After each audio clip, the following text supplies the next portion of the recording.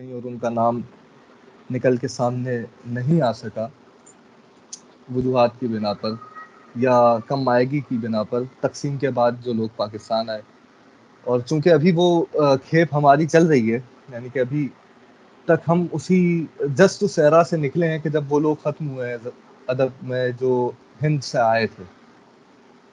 تو کچھ تو مقامی یہاں پر لوگ تھے، لیکن ان کا زیادہ تر کام سرائکی میں ہے، پنجابی میں ہے یا سندھی میں. اردو کے جو لوگ تھے، جو اکابرین ہمارے پاکستان کے تھے، وہ زیادہ تر ہندوستان سے ہجرت کر کے تشریف لائے تھے. اور ان میں آج جن لوگوں کو میں نے شامل کیا ہے بحث میں، وہ ایک تو جوش ملی آبادی ہیں، دوسرے حضرت رئیس امروہوی ہیں، اور تیسرے محمد تقی صاحب ہیں. ان میں رئیس امروہوی صاحب اور سید محمد تقی صاحب دونوں بھائی ہیں، اور ان کے ایک اور بھائی ہیں جو جن کو سب جانتے ہیں، جان ایلیا.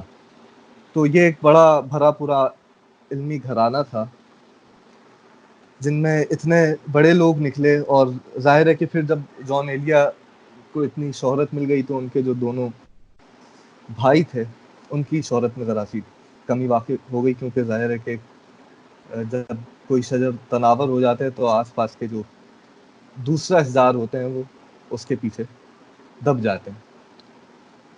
اچھا، ان شخصیات پر آنے سے پہلے میں ایک ذرا اوور ویو اردو زبان کے حوالے سے آپ کو پیش کر دوں کہ ہم ان موضوعات پر بحث اب اس لیے کرتے ہیں کیونکہ ہماری زبان تقسیم کے بعد تقسیم تو نہیں ہوئی، یعنی کہ آپ یہ سمجھ لیں کہ ہندوستان میں جو زبان بولی جاتی ہے ہندی یا ہندوستانی، اور پاکستان میں جس کو ہم اردو کہتے ہیں، یہ بنیادی طور پر ایک ہی زبان ہے. یہ ڈیبیٹ بہت زیادہ چل چکی، لیکن اس کی طرف اشارہ کرنا یوں بھی ضروری ہے کہ اس تقسیم میں صرف ہمارا جو اسکرپٹ ہے رسم الخط کا وہ تقسیم ہوا، یعنی کہ انہوں نے دیوناگری کو اختیار کر لیا جو آپ ہندی اسکرپٹ دیکھتے ہیں، اور ہم نے جو عربی اور فارسی کا رسم الخط ہے اسی کو اپنائے رکھا. دوسری جو ایک تبدیلی اس میں آئی وہ یہ تھی کہ ہم نے جو ووکیبلری تھی وہ فارسی زبان سے لی، یعنی کہ جو ہمارے الفاظ تھے عربی کے بھی جو ہم بولتے ہیں یا ترکی کے بھی جو ہم بولتے ہیں، وہ سب ہم نے فارسی سے اردو میں لیے ہیں. اور ہندوستان میں انہوں نے وہ ووکیبلری سنسکرت سے امپورٹ کی، یعنی باقاعدہ انجیکٹ کی. کچھ تو ہم بھی بولتے ہیں سنسکرت کے الفاظ، لیکن وہ باقاعدہ زیادہ ووکیبلری وہ سنسکرت کے استعمال کرتے ہیں، یعنی کہ جو لغات ہیں ان کے، ہمارے یہاں پر زیادہ تر لغات فارسی سے ہیں، اور ہندوستانی یا ہندی جس کو آپ کہہ لیں اس میں زیادہ تر لغات وہ استعمال کرتے ہیں جو سنسکرت کے تھے. اب کہنے کا مقصد یہ ہے کہ زبان ایک ہی، اور یہ زبان دنیا میں دوسرے نمبر پر سب سے زیادہ رائج زبانوں میں سے. ابھی آپ اس کو گوگل کریں گے یا آپ کے علم میں ہوگا بھی تو آپ کو معلوم ہو جائے گا. جو اوتھینٹک ریسورسز ہیں ہمارے وہ سب یہ بتاتے ہیں کہ چائنیز کے بعد سب سے زیادہ، یعنی کہ تقریباً 400 ملین لوگ ہیں جو اس زبان کو بولتے ہیں اور سمجھتے ہیں. اور اس وجہ سے ہمیں اس کے لیے، یعنی کہ ہم سے کئی چھوٹی زبانیں اس معنوں میں کہ ان کے بولنے والے اور سمجھنے والے بہت کم ہیں، وہ اپنی زبان کی بقا کے لیے بہت زیادہ محنت کر رہے ہیں. جیسے کہ فارسی ہے، وہ اس لسٹ میں ہی نہیں ہے، یعنی کہ زیادہ بولی جانے زبان کی لسٹ میں نہیں ہے فارسی، لیکن انہوں نے اپنے ادب کے لیے، اپنے زبان کے لیے محنت کی ہے. اٹالین ہے، بہت کم لوگ بولتے ہیں. فرینچ بہت کم لوگ. لیکن یہ تمام زبانیں اپنے ادب کے بقا کے لیے اور اپنی زبان کے بقا کے لیے بنیادی طور پر کوشاں ہیں اور اسی طرح محنت کر رہے ہیں. اور ہمارے یہاں بھی تخلیقی نوعیت پہ اس پہ کام بہت زیادہ ہو رہا ہے. ہمیں اس کو اچھی طرح اپریشیٹ کرنے کی ضرورت ہے. یعنی کہ ابھی ہم جن اکابرین کو جانتے ہیں وہ سب 100 سال سے پہلے کے. مطلب فرض کریں اقبال اور جو 2-4 نام ہیں ہمارے پاس، اس کے بعد فیض ہیں، فراز ہیں پاکستان میں، ہندوستان میں بشیر بدر صاحب ہیں.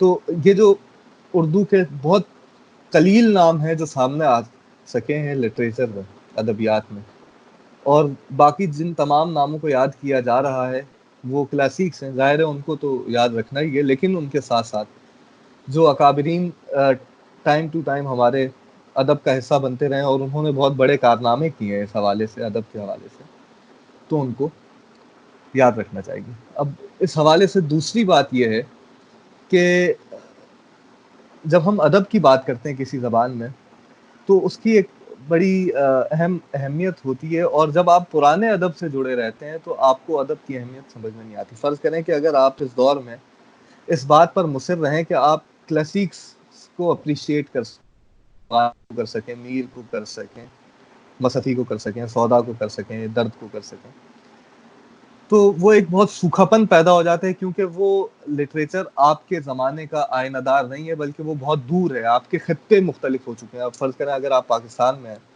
تو پاکستان کا جو خطہ ہے وہ ان لوگوں کے رہنے کا، ان میں سے کوئی ایک آدمی بھی ہمارے خطوں میں سے یہاں پر موجود نہیں تھا. تو اس کلچر کو سمجھنے کے لیے، جس کلچر میں وہ ادب تخلیق پایا ہے، اس کو سمجھنے کے لیے یہ ہمارے پاس ایک بہت خشک موضوع ہو جاتا ہے. اور اس وجہ سے جو لٹریچر ہے اس میں وہ مزہ نہیں رہتا جیسا کہ ہونا چاہیے. اس کی نسبت سے اگر آپ اپنے معاصر یعنی کنٹمپرری لٹریچر سے شروع کریں تو آپ کو زیادہ لطف آئے گا، کیونکہ وہ آپ سمجھ بھی سکتے ہیں. اس کی ووکیبلری بھی آپ کی ووکیبلری سے قریب ہے. یعنی کہ جو آپ کے زمانے میں الفاظ رائج ہیں ان میں سے وہ شاعر، وہ ادیب، وہ افسانہ نگار، وہ نقاد چناؤ کرے گا. ظاہر ہے وہ کچھ ایسے الفاظ بھی شامل کرے گا اپنی تصنیف میں جو اس کے پسندیدہ ہو سکتا ہے وہ عوام کے لیے مشکل ہو، لیکن بہرحال یہ ایک مجموعی تربیت ہوتی ہے لغت کے حوالے سے جو آپ چلتے جاتے ہیں. لیکن اگر آپ معاصر پڑھیں ہی نہ، جیسے کہ ابھی ایسا ہوتا ہے ہمارے جو نصاب ہیں خاص طور پر اس طرح سے بنے ہوئے ہیں کہ ہم ان میں کوشش کرتے ہیں کہ بچہ 8ویں جماعت میں ہو تو وہ غالب کی تشریح کرے، اور اس کو جناب علی میر کی غزلیں پڑھائی جاتی ہیں، تو وہ اس کے لیے شروع سے ہی بہت ایک خشک مضمون ہو جاتا ہے، اور وہ ان اکابرین کو پہچان کر اپریشیٹ نہیں کر پاتا اور ان کی باتوں کو سمجھ نہیں پاتا.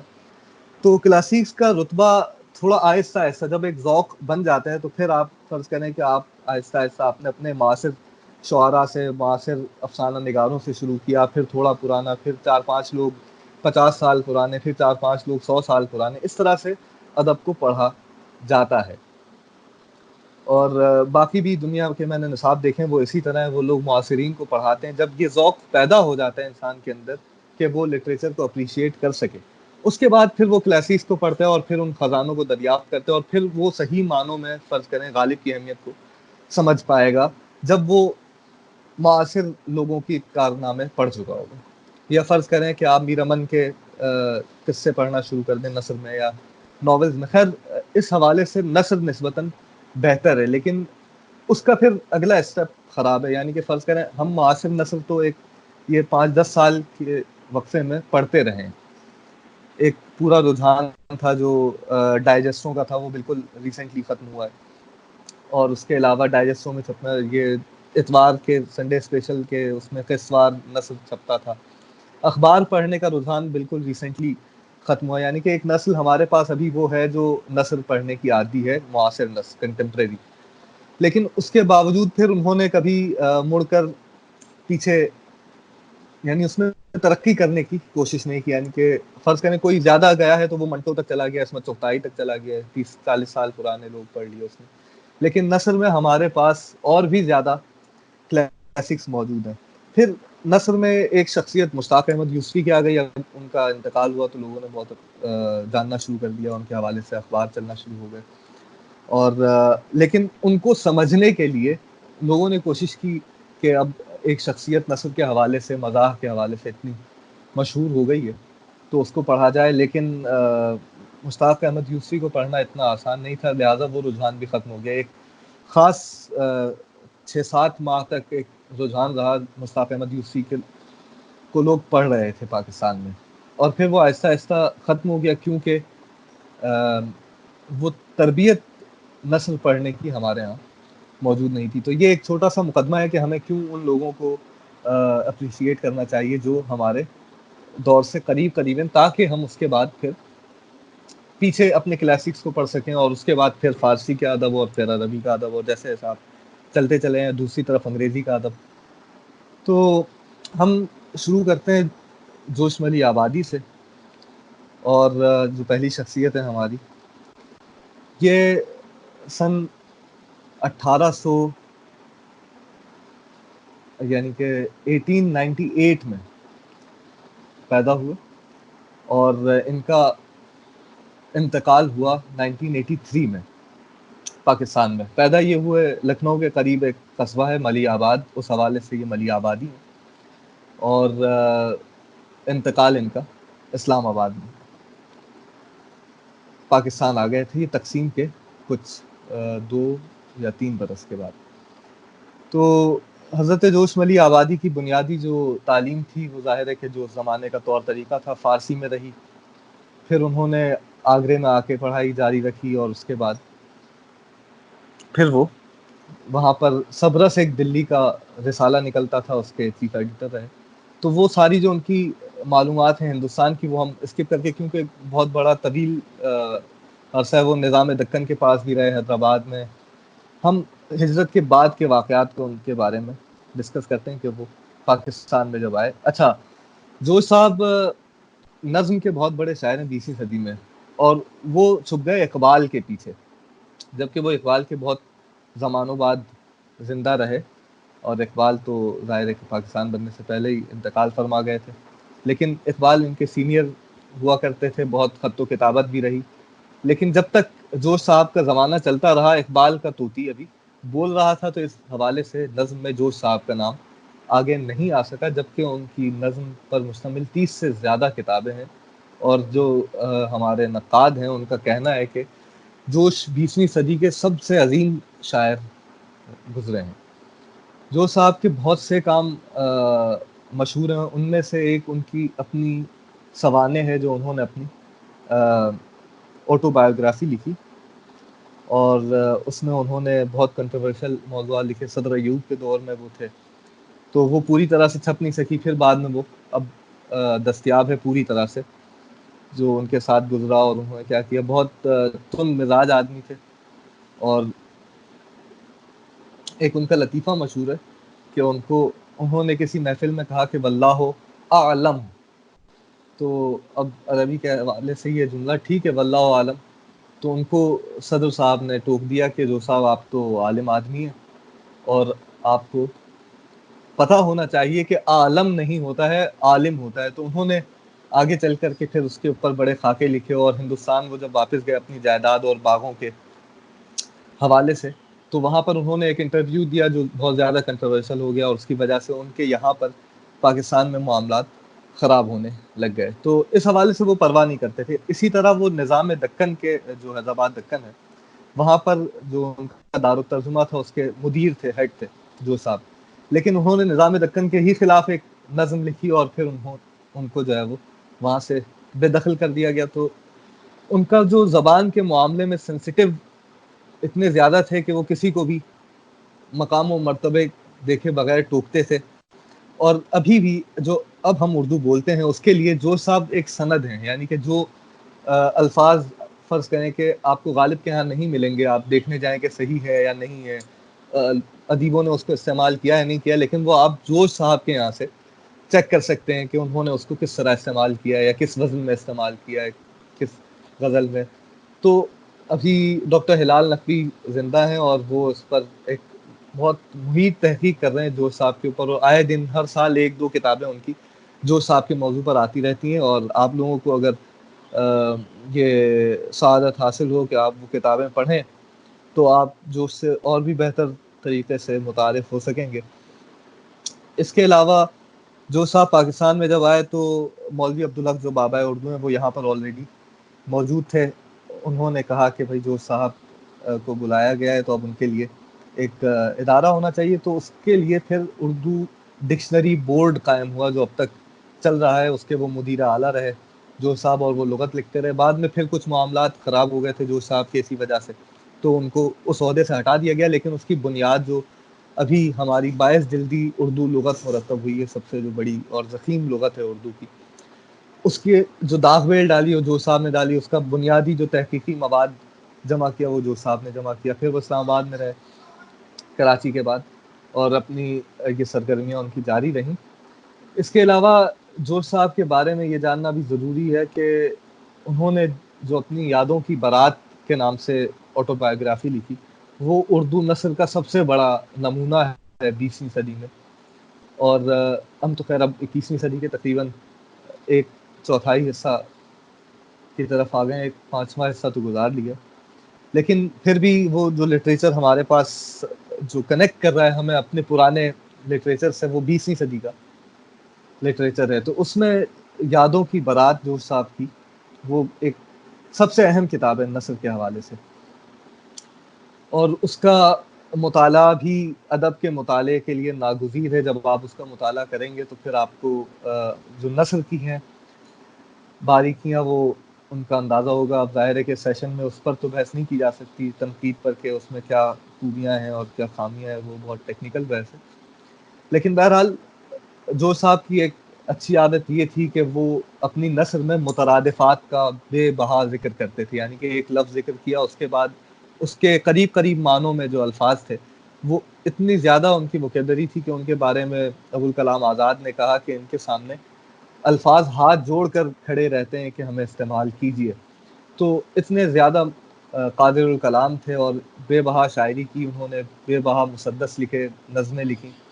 غزل کے قائل نہیں تھے, چونکہ کہتے تھے کہ غزل میں وہ خیالات بیان نہیں ہو سکتے. وہ غالب کا شعر کوٹ کرتے ہیں کہ بہت وسیع نہیں ظرف تنگ نائے غزل, کچھ اور چاہیے وسعت میرے بیاں کے لیے. ان حوالوں سے جو صاحب کا ذکر ہم نے کر دیا, تو اگر آپ ایک ایسے لیجنڈ کے بارے میں پڑھنا چاہتے ہیں کہ جو ادب کی 20ویں صدی پر چھایا ہوا تھا اور اس کے اثر سے اب تک ہم پیدا نہیں کر سکے کوئی آدمی, تو جو صاحب کا مطالعہ کریں. ان کی یادوں کی بارات ہے ایک کتاب نثر کی جو میں نے آپ کو بتا دی. اس کے علاوہ 8 مجموعے ان کے نظموں کے ہیں. اس میں سنبل و سلاسل ہے, اور سیف و سبو ہے. اس کے علاوہ جناب عالی, اب یہ دو تو میرے پاس ہیں اس لیے مجھے یاد آ رہے ہیں. اس کے علاوہ بھی 6 اور مجموعے, وہ اب دستیاب نہیں, آؤٹ آف پرنٹ ہیں. لیکن اگر میرے خیال سے ریختہ نے جو ویب سائٹ ہے ہندوستان میں چل رہی ہے, ان کی چیزوں کو جمع کیا. اب مجھے ٹھیک سے یاد نہیں ہے کہ اس میں ساری چیزیں جمع ہو سکی ہیں یا نہیں, لیکن ایک کوشش کی ہے. اچھا جناب, تو جو صاحب کے بعد ہم ذکر کر رہے ہیں رئیس امروہوی کا.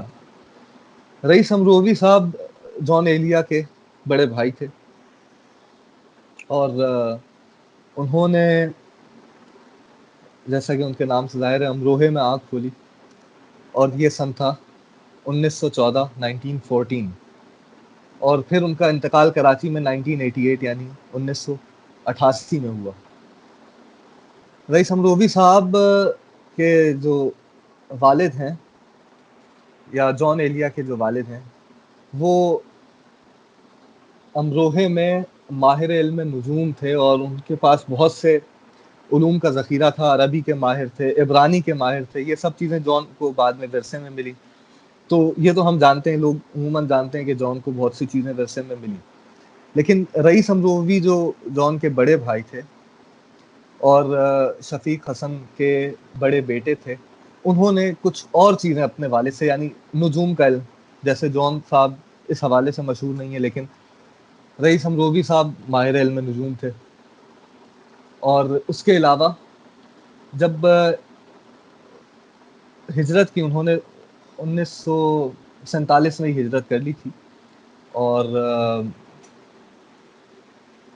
پاکستان آنے کے بعد وہ جنگ اخبار سے وابستہ رہے, اور انہوں نے جو قطع نویسی شروع کی. ایک قطع آپ کو پتہ ہے 4 لائنز چھپتی ہیں, اب تو ہر اخبار میں چھپتی ہیں, لیکن اس وقت جنگ میں چھپتی تھی اور وہ رئیس صاحب لکھتے تھے. تو اس حوالے سے ان کی بنیادی شہرت شروع ہوئی. وہ ایڈیٹوریل بھی لکھا کرتے تھے جنگ کا, اور یہ صحافتی دورہ ان کا چلتا رہا. ساتھ ساتھ جب تک زندہ رہے انہوں نے قطعات لکھے, اور وہ قطعات بعد میں کمپائل ہو کے کتابوں کی صورت میں چھپے ہیں. رئیس امروی کے قطعات کے نام سے 2 جلدیں اس کی چھپ چکی ہیں, اور وہ آپ پڑھ سکتے ہیں. اور جن لوگوں نے اس زمانے میں جنگ پڑھے ہیں وہ لوگ جانتے ہیں کہ وہ تو ظاہر ہے کہ ہر روز ایک قطع لکھتے تھے, اور کیا کمال کے قطعات ہوتے ہیں. آج کل جو اخباروں میں قطعے چھپتے ہیں وہ بالکل سمجھ لیں کہ پاپولر قسم کی چیزیں ہوتی ہیں, اور اتنا ان کی لٹریری اہمیت نہیں ہوتی. لیکن رئیس صاحب چونکہ اس کے سمجھ لیں کہ بانی ہے پاکستان میں, اور انہوں نے اس طرح سے کام کو شروع کیا کہ یہ پھر ٹرینڈ ہی بن کر رہ گیا. تو رئیس صاحب کے قطعات بہت زیادہ مشہور ہیں. اس کے علاوہ انہوں نے ایسے موضوعات کو, اچھا بنیادی طور پہ ویسے تو شاعر تھے رئیس صاحب, لیکن نثر پر جو ان کی قابلیت تھی وہ ایک ایسی قابلیت ہے جس کے اوپر رشک کرنا چاہیے, کیونکہ ہمارے پاس کم لوگ ایسے پیدا ہوئے ہیں جنہوں نے اردو میں ہی علوم کو لکھا ہے. یہ ایک رئیس صاحب کی خاص بات ہے. فرض کریں کہ نفسیات کا کوئی علم ہے, تو اولاً تو اس کی کوئی ڈھنگ کی کتابیں اردو میں دستیاب نہیں ہوں گی. دوسرا ہے کہ جو کتابیں دستیاب ہیں وہ ترجمے ہیں انگریزی سے. تو نفسیات پر رئیس صاحب نے اردو ہی میں ایک, آپ کا اردو کا آتھر جب ایک چیز لکھتا ہے اور وہ اسی زبان میں ہوتی ہے, ترجمے کی چیزیں پڑھنا ایک بات ہے, اور اردو میں کسی نے وہ کتاب لکھی ہو, ایسا بہت کم علوم کے ساتھ ہوا ہے. مثلا فرض کریں کہ ہمارے پاس کوئی ریاضی دان پیدا نہیں ہوا جس نے میتھس لکھے ہوں اردو میں, ٹھیک ہے, اردو زبان میں. جیسے آپ انگریزی میں میتھس پڑھتے ہیں تو اردو میں زیادہ سے زیادہ اس کے تراجم موجود ہیں, لیکن جو بیسیکل اردو میں لکھا جائے ایسی چیزیں بہت کم علوم ایسے ہیں جن کو لکھا گیا. تو علم الارواح کے اوپر, روحوں کے علم, یہ اب ایک ناپید چیز ہے. مطلب یہ ہمارے روایتی علوم میں سے ایک تھا علم الارواح. رئیس صاحب نے اس پر ایک کتاب لکھی, اس کا نام ہی علم الارواح تھا. پھر انہوں نے علم جنسیات پر اردو میں کتاب لکھی ہے. دیکھیں پھر میں وہی عرض کر رہا ہوں کہ بہت کم علوم ایسے ہیں جن پر اردو میں کتابیں لکھی گئی ہیں. رئیس صاحب نے اردو میں کتاب لکھی جنسیات پر, اس کے علاوہ نفسیات پر, علم الارواح پر. پھر انہوں نے ایک جو نیا کام کیا اردو میں وہ ہے علم النفس پر. نفس کہتے ہیں سانس کو, تو سانس لینے کا ایک علم تھا. انہوں نے پوری کراچی میں ایک اکیڈمی قائم کی جو جس میں وہ یہ سکھایا کرتے تھے, اور نامی گرامی لوگ اس اکیڈمی میں سیکھنے کے لیے آتے تھے. تو رئیس صاحب کا یہ خاصہ رہا. اچھا جنات پر ان کی ایک کتاب آئی ہے, علم جنات پر, بلکہ جنات ہی نام ہے اس کتاب کا.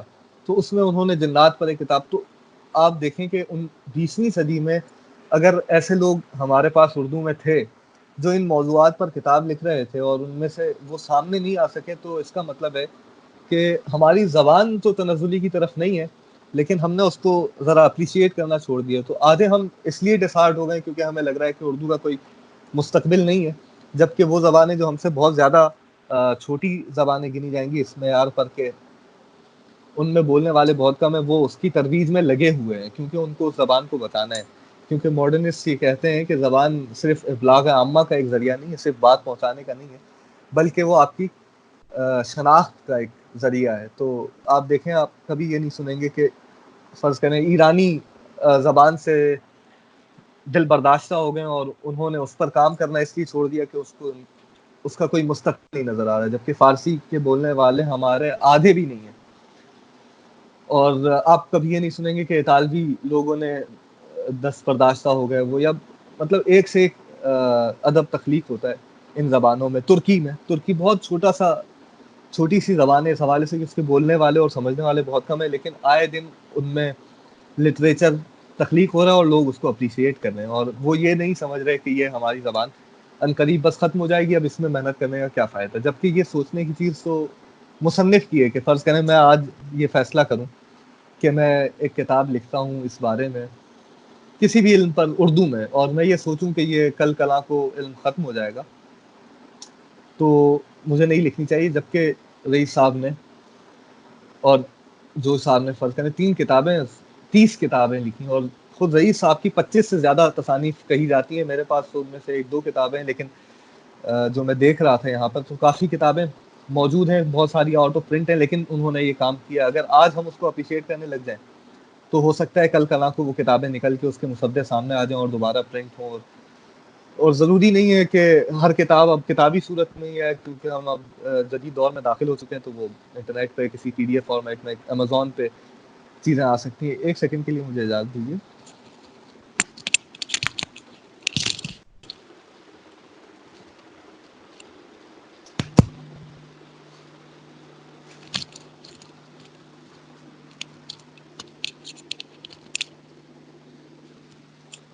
جی معذرت. اچھا، تو اس حوالے سے انہوں نے کافی کام کیے. تو میرے پاس یہاں پر جنات علم الارواح، عالم برزخ، ہپنوٹزم پر اور مراقبے پر، یہ 2 موضوعات ایسے ہیں. فرض کریں مراقبے پر تو چیزیں انگریزی میں دستیاب ہیں، ہپنوٹزم پہ بھی ہیں، لیکن انہوں نے اردو میں، یہ تراجم نہیں ہے، یہ وہ کتابیں ہیں جو انہوں نے اردو میں تصنیف کی. یعنی کہ آپ کا ایک انٹلیکچوئل ہے، وہ اپنی زبان میں ایک چیز لکھتا ہے، تو یہ ایک کام کا آدمی ہے. کیونکہ شاعری تو ظاہر ہے کہ ہر کوئی اپنی زبان میں کرتا ہے اور قریب بھی ہوتی ہے، لیکن جب آپ نثر لکھنے پر آتے ہیں تو کہانی کے علاوہ جب آپ علوم کو منتقل کرتے ہیں یا تنقید لکھتے ہیں تو یہ ایک بڑی بات ہوتی ہے کہ آپ اپنی زبان میں، فرض کریں آپ میں سے ہر کوئی کسی نہ کسی شعبے میں مہارت رکھتا ہے یا اس میں کام کرتا ہے، تو اگر آپ اپنے شعبے کو شاید اردو میں اس کے بارے میں آپ 10 صفحے لکھیں تو انگریزی میں 100 صفحے اس کے بارے میں لکھ سکیں، لیکن کمال یہ ہے کہ آپ اس شعبے کو تمام لفظیات کے ساتھ اپنی زبان میں بیان کرنے کے قابل ہو جائیں. اب اس میں ایک مسئلہ یہ ہے کہ وہ آپ نے اپنی زبان میں سیکھا نہیں ہوتا. فرض کریں کہ اگر کہیں پہ نفسیات پڑھائی جا رہی ہے تو وہ انگریزی میں پڑھائی جا رہی ہے، اگر وہ نفسیات جو اردو میں لکھی گئی ہے وہ پڑھائی جائے تو مزید اردو میں اس پر کتابیں لکھی جانے کے امکانات بہت بڑھ جاتے ہیں. لیکن چونکہ وہ بنیادی طور پہ ہی آپ کے ذہن میں انگریزی زبان میں عام طور پر منتقل ہوتے ہیں علوم، تو آپ پھر ان کو دوبارہ بھی جب اس میں کوئی ترقی کر کے یا کوئی آگے بڑھ کے کچھ کام کرنا چاہتے ہیں تو وہ انگریزی میں ہی ہوتا ہے، کیونکہ اس کی ٹرمنالوجیز آپ نے اسی زبان میں سیکھی ہوتی ہیں. اور یہی وجہ ہے کہ اصطلاحوں کی حد تک اردو بہت کمزور رہ گئی ہے، جبکہ فارسی ہم سے بہت کم لوگ بولتے ہیں اس کو، لیکن اس کے یہاں پوری اصطلاحیں اس کی اپنی زبان میں موجود ہیں اور وہ رائج ہو رہی ہیں اور لوگ فارسی میں علوم کو پڑھتے ہیں. اچھا جناب، مزید رئیس صاحب کے بارے میں یہ جاننے کی ضرورت ہے کہ انہوں نے جب ایم کیو ایم قائم ہوئی کراچی میں تو اس سے وابستہ ہو گئے اور سیاسی رہنما قرار پائے ایم کیو ایم کے، اور پھر ان کے اوپر کچھ حملے بھی ہوئے کچھ عرصوں میں، 80 کی دہائی کی بات کر رہا ہوں میں، اور فائنلی وہ ایک حملے میں مارے گئے. اور پھر اس کا کیس چلتا رہا. وہ اب تک ایک مسٹری ہے کہ رئیس امروبی کے قتل کیس کا کیا ہوا. 3 ملزمان پکڑے گئے تھے اور بعد میں ان کے ساتھ کیا ہوا، چھوٹے نہیں، وہ ملزم تھے بھی نہیں تھے. تو وہ ایک لمبی کہانی ہے. وہ جب آپ رئیس امروبی کے بارے میں مزید جانکاری حاصل کرنے کی کوشش کریں گے تو وہ بآسانی دستیاب ہے. اچھا جناب، تو یہ ہماری دوسری شخصیت تھی. میں آخر میں ان کے دوبارہ کچھ چیزیں آپ کے سامنے پیش کروں گا. میں ایک مختصر سے تعارف کے ساتھ گزر رہا ہوں تاکہ پھر بعد میں ان کے آپ کو سنائے جا سکے. اچھا، جو تیسرے ہمارے شخصیت ہیں جن کو ہم بھول چکے ہیں اردو ادب میں، وہ جون ایلیا کے سے بڑے ہیں، یعنی اور رئیس امروبی سے چھوٹے ہیں. وہ ہیں سید محمد تقی. ان کا ایک یہ ہجرت انہوں نے 1948 میں کی اور پیدا ہوئے تھے 1917 میں، اور 1999 یعنی 1999 میں یہ کراچی ہی میں انتقال ہوا ان کا. ہجرت کر کے یہ بھی اپنے بھائی کی طرح جنگ اخبار سے وابستہ ہوئے، اس کے ایڈیٹر معین ہوئے. جی، تو میں عرض یہ کر رہا تھا کہ سید محمد تقی صاحب جب ہجرت کر کے پاکستان آئے تو انہوں نے جنگ اخبار کو جوائن کیا، اور وہ بہترین صحافی کے طور پر سامنے 20 برس سے زیادہ وہ ایڈیٹر رہے جنگ اخبار کے، اور انہوں نے مختلف ایڈیٹوریل لکھے اور سیاست کے اوپر بہت طویل بحثیں کی، وہ بعد میں کتابی صورت میں سامنے آ گئی. اور 1969 میں انہوں نے جنگ سے استعفیٰ دیا، اور اس کی وجہ یہ بنی کہ ایک طلبہ کی تنظیم نے احتجاج کیا ان کے دفتر کے باہر کسی غلط خبر کے چھپنے پر. تو اس احتجاج سے پہلے کسی نے ان کے خلاف کوئی بات نہیں کہی تھی، اب تو نعرے لگ رہے تھے. تو انہوں نے یہ سنتے ہی وہ نعروں کو سن کر فوراً استعفیٰ اپنا لکھا، اور وہ 20 سال کا کیریئر صحافت کا چھوڑ کر آگے آ گئے. اس کے بعد پھر انہوں نے کام شروع کیا فلسفے پر. اچھا، ان کی بنیادی جو استعداد تھی وہ فلسفے میں ہی تھی. اس سے پہلے بھی جب وہ صحافت کا کیریئر ان کا جاری تھا تب وہ فلسفے پر کچھ نہ کچھ لکھتے رہتے تھے اور شوق بڑھاتے تھے. خود فلسفے پر بھی لکھنے والے صرف 2 شخصیات گزری ہیں اردو میں جن کا باقاعدہ موضوع فلسفہ تھا. اور فلسفہ ایک ایسا موضوع ہے جو ہر زبان کے لیے بہت اہم ہے، یعنی کہ آپ ایک زبان کے فلسفے سے گزارا نہیں کر سکتے. فرض کریں انگریزی میں فلسفہ موجود ہے تو آپ اٹالین اپنی زبان میں فلسفہ لکھیں گے، فارسی میں اپنی زبان میں فلسفہ لکھا جائے گا، عربی میں اپنی زبان میں فلسفہ لکھا جائے گا، کیونکہ اس کا تعلق منطق سے ہوتا ہے، اور منطق کا تعلق آپ کے بنیادی لسانیات سے ہوتا ہے، اور وہ جملوں کو اس طرح سے ڈیل کرتا ہے. آرگیومنٹس آپ کی اپنی زبان میں بنتے ہیں، وہ تو کسی اور زبان کی منطق سے آپ اپنی زبان میں آرگیومنٹس نہیں بنا سکتے. تو یہ ان دو لوگوں میں سے تھے جنہوں نے فلسفے پر ایک بنیادی کام کیا اردو میں. پہلے انہوں نے کارل مارکس کی جو کتاب ہے داس کیپیٹل یا داس کیپیٹال جس کو آپ کہہ لیں، اس کا ترجمہ کیا. تو یہ ان کا وہ کام تھا جس سے یہ سفر فلسفے کی جانب شروع ہوا. تو اب تک اس کے 20 ایڈیشنز چھپ چکے ہیں اور آئے دن پڑھی جانے والی کتابیں، اور یہ ان کی بہت بڑی خدمت ہے کہ انہوں نے اردو کے طالب علموں کے لیے داس کیپیٹل جیسی مشکل کتاب کو آسان انداز میں ترجمہ کر دیا. اور اتنی اہم کتاب ہے کہ اس کی ضرورت بہرحال ہر زمانے میں پڑتی رہے گی. جب بھی ہم ایک ایرا کی بات کریں گے جس میں کمیونزم اور مارکسزم جاری و ساری رہا اپنے پورے زور و شور سے، تو سب سے پہلے اس میں نام داس کیپیٹل کا آتا ہے. تو اس حوالے سے انہوں نے اردو کو یہ بھی ایک ذخیرہ دیا ہے. تو آپ دیکھیں کہ یہ ذخائر جمع ہوتے چلے جا رہے ہیں اردو میں، لیکن ان کو اپریشیٹ کرنے والے نسبتاً کم ہوتے جا رہے ہیں، کیونکہ آپ ان علوم کو اب اردو میں نہیں پڑھتے. لیکن میرے خیال سے یہ اتنا جان جوخم کا کام نہیں ہے. اگر آپ ایک بار عادت ڈال لیں علوم کو اردو میں پڑھنے کی تو وہ دلچسپ ہوتے ہیں. میں یہ نہیں کہہ رہا کہ جو فلسفہ اردو میں لکھا گیا ہے وہ فرض کریں کہ فرانس کے فلسفے سے یا جرمن فلسفے سے زیادہ بڑا ہوگا، لیکن کم از کم وہ آپ کی زبان کا فلسفہ، آپ اس کو پڑھیں گے پھر باقی بھی پڑھیں گے. یا فرض کریں اکانومکس جو اردو میں لکھی جا رہی ہیں، جیسے انہوں نے لکھی سید محمد تقی نے، تو وہ کتابیں کافی جمع ہو گئی. ان کی بھی تصانیف کی تعداد 10 ہے، لیکن صرف 2 کتابیں دستیاب ہوئی ہیں جو پرنٹ میں میری تحقیق کے مطابق جو لوگوں کے پاس ہیں یا مارکیٹ میں مل جاتی ہیں. وہ بھی آسانی سے تو نہیں، تھوڑی سی جان جوخم کا کام ہے، کچھ لوگوں نے اس کو اپلوڈ کیا انٹرنیٹ پہ. لیکن بہرحال ان کے بارے میں بھی اگر آپ جاننا چاہیں اور ان کی کتابیں پڑھنا چاہیں تو وہ آپ تک اس کی رسائی ہو سکتی ہے. ریختہ نے ان کی بھی کتابیں اپلوڈ کی ہیں، تو وہ سافٹ کاپی میں تو 2-3 کتابیں ہیں، وہ آپ پڑھ سکتے ہیں. اس کے علاوہ تاریخ اور فلسفے اور منطق پر ان کی کتابیں آتی رہی ہیں. اور یہ وہ واحد فلسفی ہیں پاکستان کے جو صاحب نظام فلسفی ہیں. یعنی کہ یہ ایک تو فلسفی اس کو کہتے ہیں کہ جو مختلف فلاسفہ کو پڑھتا ہے، اور یونان سے اور پھر عرب کے اور پھر اس کے بعد جرمن اور انگریزی اور جتنے بھی مغربی فلسفے ہیں ان کو پڑھنے کے بعد وہ ان کا ایک خاکہ پیش کرتا ہے آپ کے سامنے، اور آپ کے لیے چیزوں کو واضح کرنا شروع کرتا ہے فلسفے کی روح سے کہ خدا ان نظریوں کے مطابق یہ ایک فلسفی اس کو کہتے ہیں. لیکن جو بے معنی حقیقی فلسفی ہوتا ہے، جیسا آپ جو بڑے فلسفیوں کا نام لیتے ہیں، جن کا اپنا ایک سسٹم قائم ہوتا ہے جو سیلف کنٹراڈکٹری نہیں ہوتا، یعنی کہ اس میں تضاد نہیں پایا جاتا، وہ سسٹم پیدا کرنا ایک بہت مشکل کام ہے فلسفے میں. اور ان کا وہ صاحب نظام فلسفی جو پاکستان کو اور پاکستان میں انگریزی لکھنے والوں چاہے اردو میں فلسفہ لکھنے والوں دونوں میں وہ ایک واحد شخصیت ہیں، سید محمد تقی جو صاحب نظام فلسفی ہیں. اس کے علاوہ یہ بھی شاعر بھی تھے، اور ان کی بھی خدمات اس حوالے سے بہت زیادہ ہیں. شاعری کی بھی ان کی ایک کتاب منظر عام پر آ چکی تھی، اور قطعے لکھا کرتے تھے یہ بھی رئیس امروی کی طرح، جان ایلیا بھی. تو تینوں بھائی شاعر بھی تھے، اور جان ایلیا خود بھی صرف شاعر نہیں تھے، ان کی نثر بہت اعلیٰ تھی. انہوں نے کئی ڈائجسٹوں کے ایڈیٹوریل لکھتے تھے وہ زمانے میں.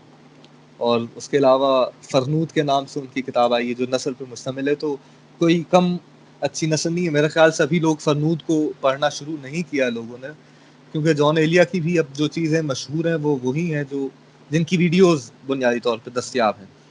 اور ہمارا جان ایلیا سے ایک تعلق، کتابی تعلق نہیں ہے، ان کی تصانیف کو پڑھنے کا تعلق نہیں بن پایا جس میں وہ فرنود ہے خان صاحب، FARNUD، فرنود.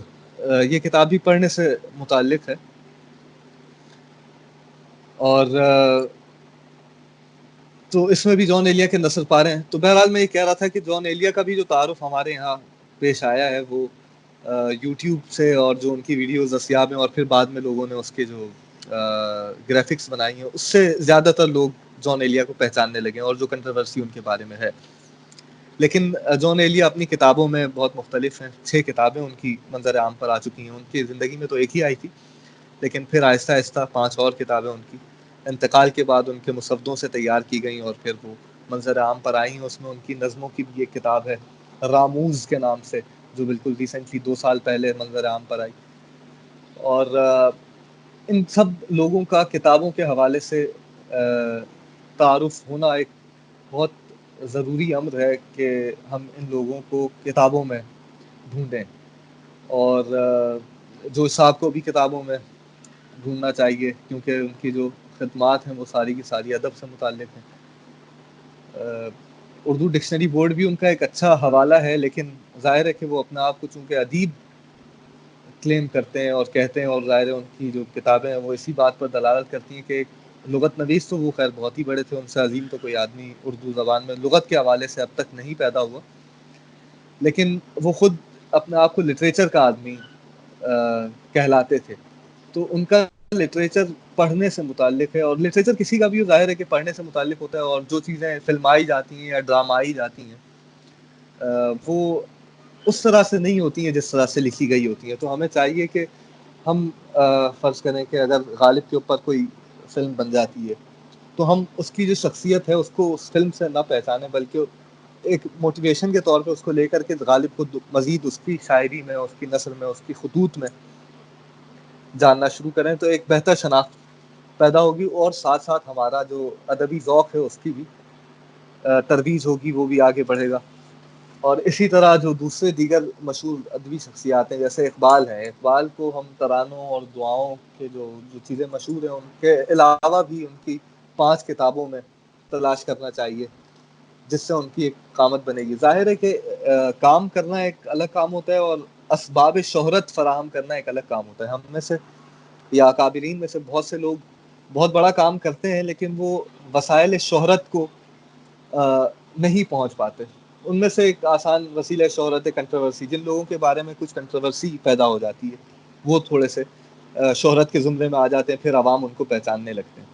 لیکن جو لوگ ادب سے تعلق رکھتے ہیں وہ ان کو مثلا بہت پہلے سے جان ہوتے ہیں. جیسے جان ایلیا اگر عوام میں ابھی 5 سالوں میں مقبول ہو رہے ہیں، تو جو ادب کے طالب علم رہے ہیں یا جنہوں نے ادب سے محبت کی ہے وہ لوگ ان کو 10 سالوں سے، 15 سالوں سے، 20 سالوں سے بھی جانتے ہیں، اور ان کی چیزوں کو پڑھتے ہیں، ان کی کتابوں کو پڑھتے ہیں. تو کوئی بھی ادیب ہو، کوئی بھی نقاد ہو، ہمیں چاہیے کہ ہم اس کے کتابوں سے اس تک پہنچیں اور اس کے کام کو بمعنی حقیقی اپریشیٹ کرنے لگیں جب ہم اس کی چیزوں کو پڑھیں. تو اب ہم نے ان 3 حضرات کے، ان تینوں کی نثر کی کتابیں اور تینوں کے شعری مجموعے بھی ہیں. یعنی کہ جوش صاحب کی نثر کی کتاب ہے یادوں کی بارات، اور ان کے جو 6 شعری مجموعے ہیں وہ بھی ہیں. اس کے علاوہ رئیس امروی کے قطعات ہیں، وہ الگ سے 2 جلدوں میں چھپ چکے ہیں. اس کے علاوہ ان کی جو نثر کی کتابیں ہیں وہ نفسیات پر اور علم الارواح پر اور جنسیات پر اور ہپنوٹزم پر، یہ چیزیں، یہ ان کی نثر کی کتابیں. اسی طرح خود محمد تقی صاحب کی جو کتابیں ہیں وہ نثر میں زیادہ ہیں، ایک ان کا مجموعہ شعری ہے. تو ان حضرات کا نثر کا بھی مطالعہ اور شعر کا بھی مطالعہ ہمیں اس میدان میں تھوڑا سا آگے لے کر جاتا ہے کہ 20ویں صدی میں تقسیم کے بعد پاکستان میں کیا لکھا جا رہا تھا اور کیا پڑھا جا رہا تھا اس حوالے سے، اور کن علوم غریبہ میں ہمارے لوگوں نے. اچھا، اس کے ذیلی ایک شخصیت ہیں عابد علی عابد، جن کا تعارف میں ایک مختصر طور پہ عرض کر دوں کہ انہوں نے بھی علوم غریبہ پہ کام کیا. علوم غریبہ وہ علوم ہوتے ہیں جو معاشرے میں اب رائج نہیں ہے، جو ہمارے روایتی علوم ہیں، جیسا کہ حسنیف کا ان کو پرچار کرنے کا ارادہ ہے روایتی علوم کو. ان میں سے 3 علوم پر عابد علی عابد نے واحد کتابیں اردو میں لکھی ہیں. وہ ایک ہے معانی پر نہیں، البیان، البدیع اور الاسلوب کے نام سے 3 کتابیں ان کی آئیں، اور وہ تقسیم کے بعد پاکستان میں لاہور میں کسی کالج کے پرنسپل تھے، اب وہ ذہن سے محو ہو گیا نام، بہرحال ایک بڑے کالج میں آپ کے یہاں ہی لاہور میں پرنسپل رہے، اور انہوں نے تنقید پر ایک بہت بڑا کام کیا یہ 3 کتابیں لکھ کر. یعنی کہ وہ علوم جو زبان سے متعلق ہیں، فرض کریں کہ آپ ہر شعبے میں اس کے کچھ ٹیکنیکل علوم ہوتے ہیں تو وہ ہر زبان میں اپنے ہونے چاہیے. تو ادب کے جو ٹیکنیکل علوم ہیں ان میں بدیع، بیان اور اسلوب ہے. ان تینوں پر انہوں نے 3 کتابیں، بہت جامع اور مضبوط کتابیں تصنیف کی، جن کے بعد اب تک ضرورت دوبارہ نہیں پڑی ان موضوع کو چھیڑنے کی. اور ان موضوعات میں انہوں نے یہ بتایا ہے کہ انسان اپنے ذہن کے معانی کو دوسروں تک کیسے پہنچاتا ہے اور کیسے وہ اس میں اثر پیدا ہوتا ہے. تو یہ ایک بہت دلچسپ بات ہے کہ آپ اپنے مافِ ضمیر کو بیان کریں اور اس میں اثر بھی پیدا ہو، اور جو آپ کے سامعین ہیں ان تک پہنچے، اور وہ معانی جو دوسرے معانی میں منتقل ہوتے ہیں وہ کیسے ہوتے ہیں. تو وہ علم بیان کا. پھر اس کے علاوہ حقیقت میں اور مجاز میں کیا فرق ہے، یا بدیع کے اندر انہوں نے یہ بتایا ہے کہ جو بات ہے، جو سخن ہے، شاعری ہو یا نثر ہو، اس کے خوبصورتی کیا ہے اور اس کی قباحت کیا ہے. یہ اس کے بالکل ٹیکنیکل جو علوم ہوتے ہیں. فرض کریں آپ لکھتے ہیں تو لکھنے کے لیے جو ٹیکنیکس آپ کو درکار ہوتی ہیں ان کے لیے آپ کو علم بدیع کا جاننا بہت ضروری ہے. اسی طرح علم بیان کا جاننا بہت ضروری ہے. اور اس کے علاوہ جناب عالی انہوں نے اسلوب پر لکھا، ڈکشن پر، کہ آپ ڈکشن کو کیسے پہچانیں گے اور مزید کیسے تنقید کریں گے لکھنے والوں پر. فرض کریں غالب کے ڈکشن کو میر کے ڈکشن سے الگ کیسے کرنا ہے، اس علم پر انہوں نے اسلوب کے نام سے کتاب تحریر فرمائی، جو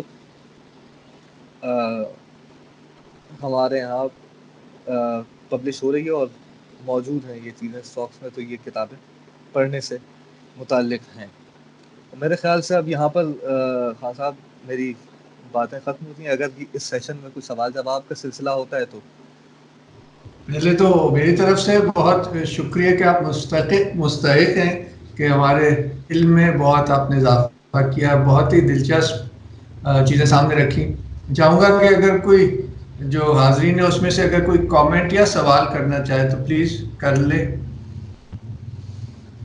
السلام علیکم، میرا نام علی ہے. مجھے آپ سے 2-3 چیزوں کے بارے میں پوچھنا تھا.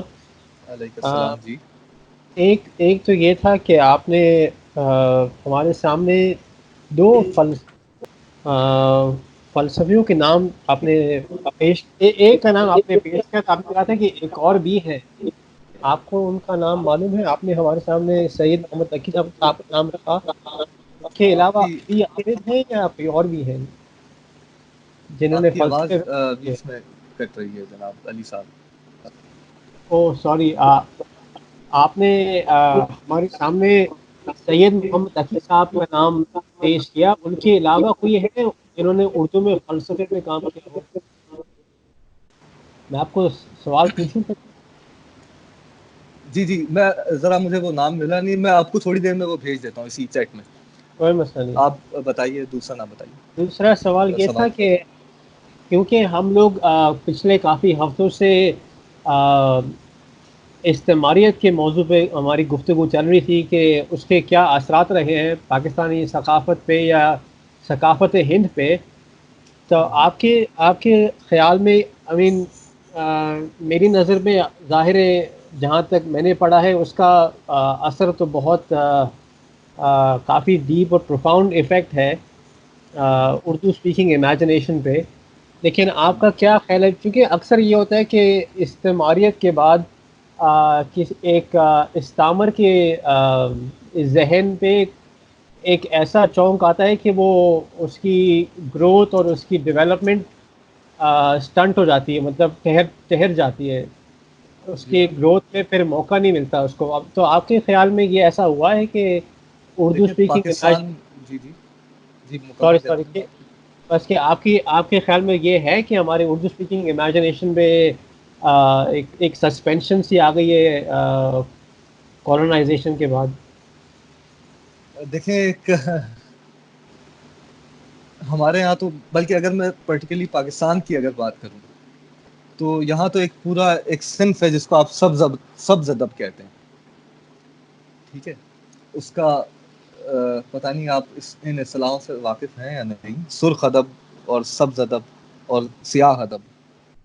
تو یہ پورے ایک تقسیم بن گئی ہے جس کے بعد آپ لوگوں کو رجت پسندی اور ترقی پسندی میں تقسیم کرتے ہیں. پوری تحریکیں چلی اس حوالے سے، جیسے ترقی اردو کی تحریک چلی، یا دوسری طرف جو رجت پسند تھے ان میں حلقہ ارباب ذوق کی تحریک چلی. تو پورے دھڑے قائم ہوئے اور اب تک بھی یہ طے کرنا ایک، بہرحال اثر تو آپ جیسا کہ کہہ رہے ہیں بالکل ایک بہت گہرا اثر تو ہے اس کا. لیکن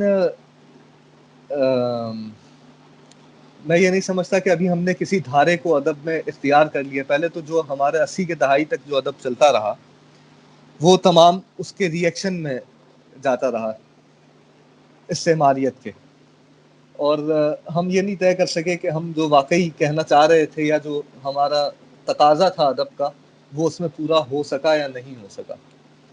اور 80 کے بعد جب وہ رنگ ڈھلنا ختم ہوا تو ایک سبز ادب کا دورہ تھا. اس میں بہت بڑے بڑے نام سامنے آئے، نثر میں بھی شاعری میں بھی. تو ان کے ہاں بھی اب ایک باقاعدہ ان گزشتہ سالوں کی جو نئے ہمارے ایرائے، اس وقت تو ایک چونکہ چھاپ لگ رہی تھی تو ایک پورا ریئیکشن کے طور پہ وہ جتنا بھی ادب تخلیق ہوا اس کو آپ بہت خالص ادب نہیں کہہ سکتے. وہ ایک مکمل رد عمل کا مظاہرہ رہا. لیکن پھر آہستہ آہستہ 80 کی دہائی کے بعد یہ جب چیزیں چھٹنا شروع ہوئیں تو ہمارے یہاں اب تک کوئی ایسا تجزیہ پیش نہیں ہو سکا ہے کہ جس میں یہ طے کیا جا سکے کہ ہمارا ادب کا جو دھارا ہے وہ کس طرف ہے اور ہم آزاد ہو کر اب لکھ پا رہے ہیں یا نہیں لکھ پا رہے، یا ابھی بھی ہم وہی کچھ لکھ رہے ہیں جو ری ایکشن کے طور پر ہے. جی جی السلام علیکم، بہت بہت شکریہ. میرا نام سیما ہے. میں ایک سوال یہ کرنا چاہ رہی تھی کہ کوئی بھی زبان اس وقت تک زندہ رہتی ہے جب تک کہ اس کا ادب زندہ رہتا ہے، اس کا ادب نئے سرے سے لکھا جا رہا ہوتا ہے. تو ایک میرا سوال یہ ہے کہ کیا اس زمانے میں آپ یہ دیکھتے ہیں کہ کوئی سا ادیب، کوئی شاعر، کوئی نثر نگار ہے ایسا جو کہ ایک اسٹینڈرڈ کا جسے ہم کہہ سکیں اور ان کے مقابل رکھ سکیں گے جو کہ پچھلے ہمارے شاعر ادیب وغیرہ ہیں؟ اور دوسرا سوال میرا یہ ہے کہ اردو ادب میں بچوں کا جو ادب ہے وہ اتنا کم ہمیں نظر آتا ہے، تو کیا یہی حقیقت ہے کہ جیسے انگلش میں ہمیں جے کے رولنگز نظر آتی ہیں اور بچے دیوانگی سے ان کے ویٹ کر رہے ہوتے ہیں ان کے ناولس کا، اردو میں کوئی ایسی چیز ہمیں نظر نہیں آتی؟ تو اردو میں کیا کسی تحریک کی ہمیں ضرورت ہے کہ ہم جس کے تحت ادب کو نئے سرے سے زندہ کریں، یا آپ سمجھتے ہیں کہ حالات ٹھیک ہیں، صحیح جا رہے ہیں؟ تھینک یو سو مچ. دیکھیں اس بارے میں کہنا میں یہ چاہوں گا کہ ادب ہر زمانے میں تھوڑا سا پرانا پڑھا جاتا ہے اور اتنی جلدی یہ طے نہیں ہو پاتا. کم از کم 20-25 سال درکار ہوتے ہیں یہ طے کرنے کے لیے کہ 20-25 سال پہلے جو ادب لکھا جاتا تھا وہ معیاری تھا یا نہیں تھا، یا وہ بلند پایا تھا، یا وہ بیکار سا ادب تھا، یا فکشن اچھا تھا نہیں تھا. تو ہمیشہ تھوڑا سا پہلے، جیسا اب ہم اس وقت اردو شاعری کے جان ایلیا کی صدی میں زندگی کر رہے ہیں، تو جان ایلیا 20 سال ہو گئے جان ایلیا کو، تو اس وجہ سے اب ہم نے ان کو تھوڑا سا پڑھنا شروع کر دیا اور یہ طے ہوا کہ جان ایلیا ایک قداور ادیب تھے اس زمانے کے. ان کے ساتھ ساتھ اور لوگ بھی ہوں گے، ان کا نام آہستہ آہستہ دبتا چلا گیا. تو یہ طے کرنا کہ زمانے میں بہت اچھا کون لکھ رہا ہے یہ اس وقت تو ممکن نہیں ہے. اور جو 20-25 سال پہلے کا وہ سب نام آپ کے سامنے, اس میں احمد ندیم قاسمی ہیں, جان ایلیا ہیں, بہت اچھے لوگ گزرے جو ادب لکھتے ہیں. امجد اسلام امجد بھی ایک ان کا, وہ تو ابھی بہرحال حیات نہیں ہے اور وہ لکھتے رہے. تو اس میں معاملہ ہمارا ادب کو اپریشیٹ کرنے کا, جیسا کہ میں نے آپ کو بتایا کہ ہم چونکہ شروع میں ہی دل برداشتہ ہوتے ہیں, اور اس کی ایک وجہ یہ ہے کہ بچوں کا ادب ہمارے یہاں یتیم ہے, اور جو اچھے لکھنے والے ہیں ان کو چاہیے کہ وہ ذرا محنت کر کے بچوں کے ادب پر بھی لکھا کریں. اس حوالے سے کرنل محمد احمد خان کا نام تھا, وہ لکھا کرتے تھے بچوں کا ادب, ان کی بھی زیادہ پذیرائی نہیں ہوئی. ایک اور رسالہ ساتھی جو رسالے بچوں کے چلتے تھے وہ بھی آہستہ آہستہ بند ہونے والے ہیں, اور بند ہو گئے ہیں بہت سارے. اور ماں باپ کے رجحانات بھی اس طرف کم ہیں کہ وہ بچوں کو اردو کی کتابیں دلائیں.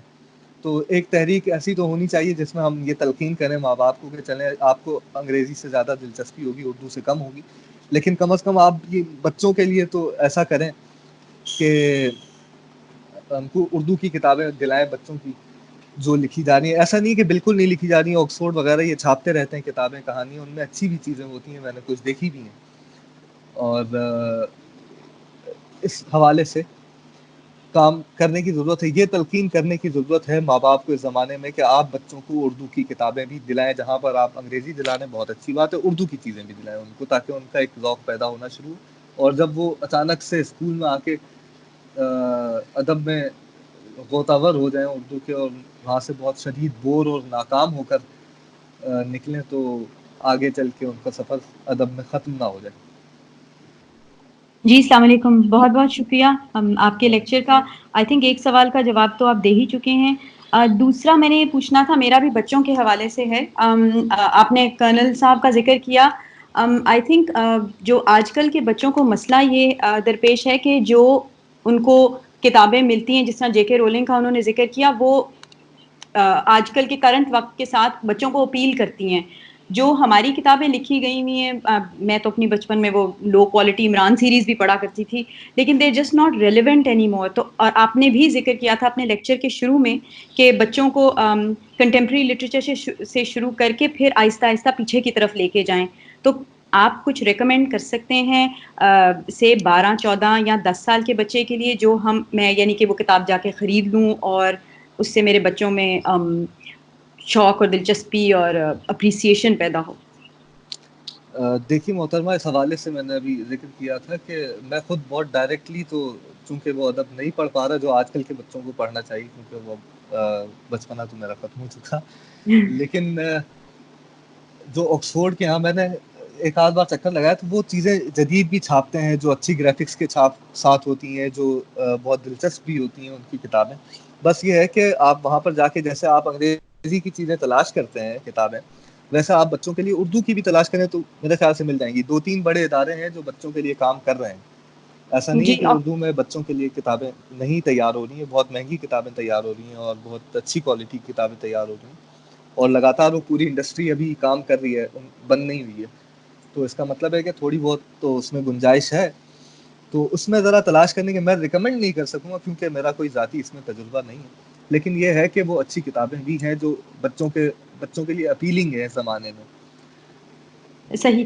جی آکسفورڈ واقعی کافی اچھی کتابیں ہوتی ہیں ان کی, لیکن وہ عموماً وہ نالج کی طرف وہ ذرا زیادہ ہوتا ہے, تو اپیل اس لحاظ سے وہ بچے کو, جس طرح انہوں نے مذاق میں خسرہ وغیرہ کے بارے میں. اینی وے, میرا دوسرا سوال یہ تھا کہ ازیومنگ کہ میرے پاس میں نے اردو ادب نہیں پڑھا ہوا, بلکہ شیلا بدر صاحبہ نے بھی یہی سوال کیا تھا کہ اگر آپ جان ایلیا اور اس قسم کی کوئی کتابیں جو ہم ضرور پڑھیں تاکہ ایک تھوڑا سا کچھ نالج ہمارا بھی بلڈ ہو, اور یعنی کہ میں جس طرح میں اس وقت انگریزی میں زیادہ بات کر رہی ہوں, دکھ کی بات ہے, but I mean that's why I am here to try and improve.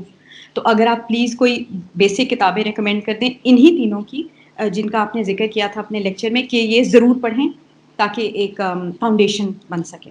Thank you. دیکھیں, اس حوالے سے میری یہ بات ہے کہ جیسا کہ میں نے ذکر کیا, جوش صاحب کی جو نثر کی کتاب ہے یادوں کی بارات, وہ بہت دلچسپ ہے. اس میں انہوں نے اپنے بچپن سے لے کے بڑھاپے تک ایک خاص, یعنی کہ 83 میں ان کا انتقال ہوا ہے, 80 تک وہ اپڈیٹ کرتے رہے ہیں, 1980 تک اس کتاب کو, یادوں کی بارات کو. تو اس کے فائنل جو ایڈیشنز آ گئے ہیں وہ مکمل ہیں, تو یادوں کی بارات اس حوالے سے پڑھنا اچھا ہے کہ وہ پڑھ کے اچھا ایک اس میں قباحت یہ ہے کہ وہ پڑھتے ہوئے آپ کو لغت ساتھ رکھنی پڑے گی. اب تو لغت بہت آسان ایک فنومنا ہو گیا کیونکہ آن لائن لغتیں موجود ہیں اور وہاں پہ آپ چیزیں فوری طور پر سرچ کر کے دیکھ سکتے ہیں کہ کیا مطلب ہے. تو یہ ایک کام آپ کو تھوڑا سا اس میں کرنا پڑے گا کہ آپ کو شاید شروع میں 50-60 صفحات مسلسل لغت کی مدد سے حل کرنے پڑیں گے, لیکن اس کے بعد آپ کی اردو کا معیار پھر آپ دیکھیے, یعنی کہ اس کے بعد آپ لٹریچر کو پڑھنے کے قابل ہو جائیں گے. وہ ایک جو دقت طلب مرحلہ ہے نا 50-60 صفحے کا, وہ اس سے ظاہر ہے کہ گزرنا پڑتا ہے کیونکہ عادی نہیں ہوتے آپ ادب کو پڑھنے کے. ادب تو چھوڑ دیں, ہم لوگ عموماً ایسی عام نثر بھی پڑھنے کے عادی نہیں ہوتے. ہم اب بہت چھوٹے چھوٹے چاہے انگریزی میں چاہے اردو میں جملے پڑھنے کے عادی ہیں اور لٹریچر کو اس طرح سے اپریشیٹ نہیں کر پاتے. اس کے لیے 50-60 صفحے کی پریکٹس یعنی کہ قابل غور ہے. اس کے اوپر تھوڑا سا آپ کریں گے تو یادوں کی بارات سے میرے خیال سے سب لوگوں کو یہی سجیسٹ کرتا ہوں میں کہ آپ یادوں کی بارات سے شروع کریں. وہ ذرا سا اپیلنگ بھی ہے, ان کی کہانی اچھی ہے, ان کو بیان کرنا بہت اچھے طریقے سے آتا ہے, آپ اس سے جڑے رہیں گے. اور پھر یہ کہ آپ ادب پڑھ رہے ہیں ڈائریکٹ, آپ کو کسی ادھر ادھر جانے کی ضرورت نہیں ہے. تو ایک بار یہ سلسلہ شروع ہو گیا تو اس کے بعد آپ پھر انشاءاللہ کتابیں خریدتی رہیں گی. جو آپ جیسے آپ جب لٹریچر پڑھتے ہیں تو اس سے سلسلہ در سلسلہ چیزیں آگے بڑھتی ہیں. ایک ادیب دوسرے کسی کتاب کا نام لیتا ہے یا کسی ادیب کا نام لیتا ہے تو آپ اس کو بھی پڑھتے ہیں, پھر یہ چین چلتی رہتی ہے. اور ظاہر ہے کہ یہ 5-6 سال میں آپ کے پاس ادب کا بہت بڑا ذخیرہ جمع ہو جاتا ہے. السلام علیکم نقوی صاحب, بہت بہت شکریہ for really insightful session. میرا جو سوال ہے آپ سے, آپ کو آواز آ رہی ہے میری؟ جی جی جی. اچھا, میرا سوال آپ سے یہ ہے کہ آپ نے فرمایا کہ اردو اور ہندی جو ایک ہندوستانی ہے, جو ایک کنٹینیوم ہے آف لینگویج, یہ it's the second largest, it has the second highest number of speakers in the world. لیکن اس میں کتنی اس کی پرسنٹیج ان لوگوں کی ہوگی کہ جو وہ والی ورژن بولتے ہیں جو جس میں انگریزی کے اصطلاحات بہتات سے داخل ہیں, یا جو ایک ٹرانس لینگویجنگ والا فنومینن ہے کہ بس سنٹیکس اردو ہوتا ہے, باقی ساری ووکیبلری بیچ میں انگریزی ہوتی ہے, اردش یا انگلش بھی جس کو اکثر بولا جاتا ہے. تو اور اگر ایسے اسپیکرس کی تعداد زیادہ ہے تو پھر مطلب کیا یہ ممکن ہے کہ اب اس کو ایکسٹریکیٹ کیا جا سکے انگریزی کی اصطلاحات کو, یا اٹس irreversible now, اور کتنا ڈیزائریبل ہے یہ کرنا, نکالنا اور واپس اس طرف جانا خالص؟ دیکھیں, میں کبھی بھی اس کا حامی نہیں رہا ہوں کہ وہ اصطلاحیں جو رائج ہو چکی ہیں ان کو آپ زبان سے نکال دیں. بات یہ ہے کہ آپ کی جتنی بھی پرسنٹیج یہ زبان بولتی ہے, فرض کریں جو رائج زبان ہے جو میں ابھی بول رہا ہوں اور آپ سمجھ رہے ہیں, ٹھیک ہے, تو میرے حساب سے 80% جو آبادی ہے اس کی یہ وہ زبان سمجھ سکتی ہے جو ابھی میں بول رہا ہوں. ایسا ہی ہے؟ بالکل ایسے ہے. تو یہ زبان ایک عام زبان ہے, اس کی اصطلاحات ابھی ہمارے یہاں رائج ہو گئی ہیں. اور فرض کریں ہو سکتا ہے کہ پرانے لوگوں کوئی لکھنؤ سے ابھی آ جائیں تو وہ مجھے کہیں کہ اعجاز صاحب آپ صحیح اردو نہیں بول رہے, آپ نے ہماری ناک کٹوائی ہے. لیکن یہ وہ زبان ہے جو ہماری رائج زبان ہے, ہندوستان میں بھی اور پاکستان میں بھی, دونوں جگہ اس کو سمجھا جائے گا. ہاں اتنا ہوتا ہے کہ ایک جو ادب کی زبان ہوتی ہے وہ صاف ستھری ہونی چاہیے. تو یہ کوئی بازاری زبان تو نہیں ہے, صاف ستھری ہے, اور اس میں حتی المقدور انگریزی کا آپ الفاظ استعمال کریں کوئی بات نہیں ہے. وہ الفاظ جو رائج ہو گئے ہیں جو ہمارے پاس, جیسے جن کے لیے کوئی بہت آسان ہے, اس زمانے میں غالب جب لفظ گلاس استعمال کر سکتے ہیں شاعری میں, تو مطلب آپ اس سے کیا سمجھ رہے ہیں کہ اگر گلاس کے لیے آپ کے پاس ایک بہت مشکل لفظ ہے لیوان, تو وہ لیوان کو زبردستی ادب میں داخل کرنا ضروری نہیں ہے. وہ الفاظ جو رائج ہو چکے ہیں ان میں ادب لکھا جائے, اور معاصر ادب اسی میں ہی لکھا جا رہا ہے. دیکھیں, ادیب اپنے الفاظ کا ذخیرہ وہیں سے لیتا ہے جہاں سے سب باقی لوگ لیتے ہیں. وہ بس چناؤ اچھا رکھتا ہے اپنے الفاظ کا, اچھا چناؤ کرتا ہے, صاف ستھرا چناؤ کرتا ہے. تو اسی لیے میں عرض کر رہا ہوں کہ آپ ڈائریکٹ جب غالب کو پڑھنا شروع کریں گے تو وہ ساری ووکیبلری وہ ہے جو آپ کی سمجھ میں کبھی بھی نہیں آئے گی, کیونکہ آپ اس ووکیبلری میں ایجوکیٹ نہیں ہوئے. تو آپ جب معاصر ادب پڑھیں گے, کنٹمپرری ادب جو ابھی لکھا جا رہا ہے رائٹ ناؤ پاکستان میں یا ہندوستان میں, یا پاکستانی یا ہندوستانی جو باہر رہتے ہیں وہ لوگ لکھ رہے ہیں, تو آپ اس کو اچھے سے اپریشیٹ بھی کر سکیں گے. اور پھر آہستہ آہستہ آپ پیچھے تو آپ دیکھیں جو لوگ کتابیں پڑھتے ہیں, ہمارے یہاں تو یہ رجحان ماشاءاللہ سے خواص تک محدود ہو گیا, لیکن آپ دوسری قوموں میں یہ رجحان دیکھیں گے تو وہ ہمیشہ لیٹسٹ چیزوں پر نظر رکھتے ہیں. اور یہ پورا بزنس ماڈیول ہوتا ہے پبلشر کے لیے کہ مطلب جب پبلشر کوئی چیز نکالتا ہے تو لوگ اس کے بارے میں پہلے سے کوئی رائے نہیں رکھتے. ہم تو جان ایلیا کو تب خریدتے ہیں نا جب ہم پہچان لیتے ہیں, لیکن پوری دنیا میں ایسا نہیں ہوتا. تو سب سے لیٹسٹ چیز جو چھپ کر آئی ہے, فرض کریں ابھی ہستونیس اگر کوئی ادارہ ہے اور یہ کچھ چھاپتا ہے اور آپ کو یہ اپڈیٹ ملتی ہے کہ اس بار ابھی ایک نئی کتاب ہستونیس نے چھاپی ہے, تو وہ پوری دنیا میں لوگ یہ نئی کتابیں خریدتے ہیں. پھر آہستہ آہستہ وہ جب پڑھی جاتی ہیں, ان کے اوپر آراء آتی ہیں, تو تنقید بنتی ہے اس کی, اور اس کے بارے میں اگلے لوگوں کو بتایا جاتا ہے کہ بھائی یہ ایسی ایسی کتاب تھی. لیکن اگر آپ اس طرح سے نہیں کریں گے پھر تو آپ ہر وقت 50 سال پیچھے رہیں گے اور وہ ووکیبلری آپ کی 50 سال آگے چلی جائے گی. یعنی کہ اس وقت میں آپ کو بتا رہا ہوں کہ جوش صاحب بہت بڑے آدمی تھے. جب جوش صاحب کے زمانے میں آپ کو یہ کون بتاتا, اور جو جوش صاحب کے زمانے میں ووکیبلری تھی اب وہ آپ سمجھنے سے قاصر ہو گئے. تو یہ گیپ ہمیشہ اسی طرح چلتا رہے گا اس وقت تک جب تک آپ یہ عادت چھوڑ دیں کہ ان لوگوں کو پڑھیں گے. یہ بالکل فلم کی طرح ہے, یعنی کہ آپ ہمیشہ ریکمینڈڈ کا انتظار نہیں کرتے, آپ لیٹسٹ آنے والی فلموں کو دیکھتے رہتے ہیں. ایسا ہی ہے بالکل. تو جو بڑے پبلشر ہوتے ہیں, جیسے آکسفورڈ نے کوئی کتاب چھاپ دی تو وہ آپ پڑھ لیتے ہیں. اسی طرح جیسے ہالی ووڈ جب کوئی فلم نکالتے ہیں تو ہم دیکھ لیتے ہیں. تو بڑے ڈائریکٹر کے نسبت سے جو بھی پیمانہ ہو آپ کے سلیکشن کا, لیکن وہ کنٹمپرری چیزیں ہوتی ہیں. پھر وہ دیکھتے دیکھتے آپ پرانی کلاسیکل فلمیں بھی دیکھنا شروع کرتے ہیں جو آپ کے پیدا ہونے سے ہی پہلے بنی ہوتی ہیں کبھی. اور آپ کا جو لٹریچر کا سرمایہ ہوتا ہے وہ وسیع ہوتا چلا جاتا ہے. تو وہ تو کبھی رکے گا نہیں, یہ زبان ختم ہو گئی تو اگلی زبان پھر اگلی زبان. لیکن یہ ہے کہ اس کا طریقہ یہ ہوتا ہے کہ آپ کنٹمپرری چیزوں کو پڑھنا شروع کر دیں. اس سے آپ کے مطالعے کی چیزیں بھی بڑھتی جائیں گی, ووکیبلری آپ کے پاس اسٹور ہوتی جائے گی, اور آپ آہستہ آہستہ پچھلی چیزیں بھی پڑھنے کے عادی ہو جائیں گے. بہت بہت شکریہ نقی صاحب. جناب جی مہدی, بہت ہی اچھی گفتگو چل رہی ہے. اب ٹائم ختم ہونے کو ہے, 2 منٹ رہ گئے. تو یہ فرید صاحب نے سوال کیا تھا کہ سبز ادب اور سرخ ادب سے کیا مراد رائٹسٹ اور لیفٹسٹ کیمپس ہیں, کمیونسٹ اور ایک بہت ہی گرے لائن ہے ہمارے یہاں, نہ رائٹ مکمل رائٹ ہے نہ لیفٹ مکمل لیفٹ ہے. یہ ایک بہت عجیب سی بحث ہے. لیکن سبز ادب وہ ادب ہے جو ضیاء الحق کے زمانے میں باقاعدہ شروع کیا گیا.